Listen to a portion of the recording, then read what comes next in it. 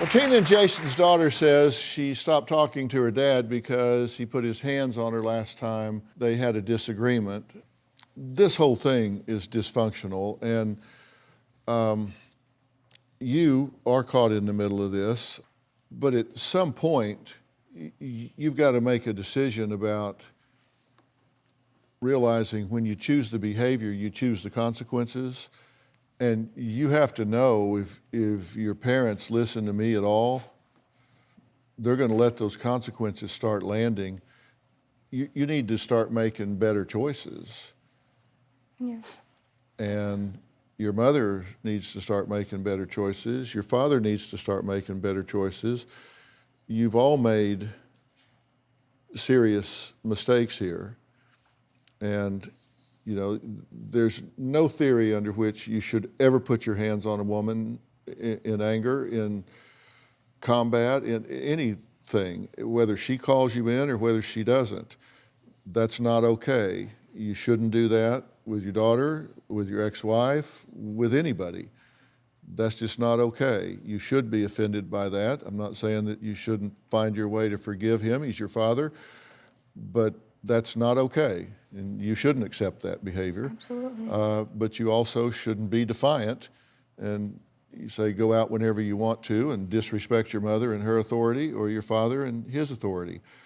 Now, I'm going to excuse you so I can talk to these adults. Do you have anything you want to ask me before I do? No, sir.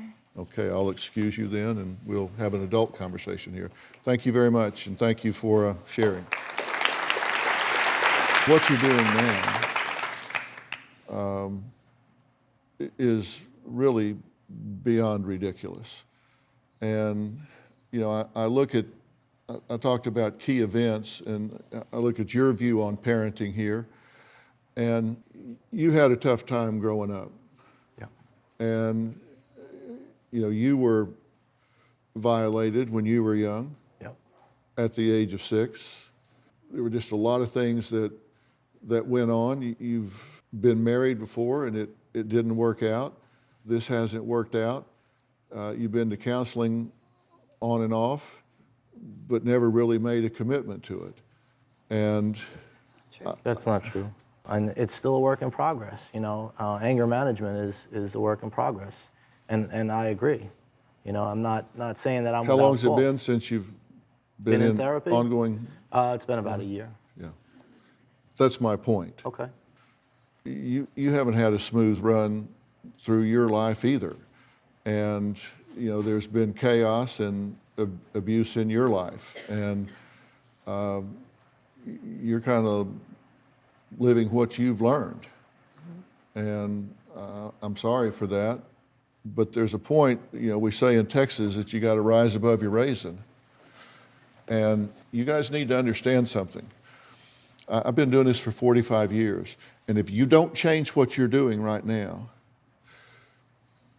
your daughter is going to wind up in jail, or she's going to wind up in a violent relationship with some violent felon, and she's going to have her life ruined because that's what she's learned. And if you two don't stop what you're doing, then you are sealing her fate.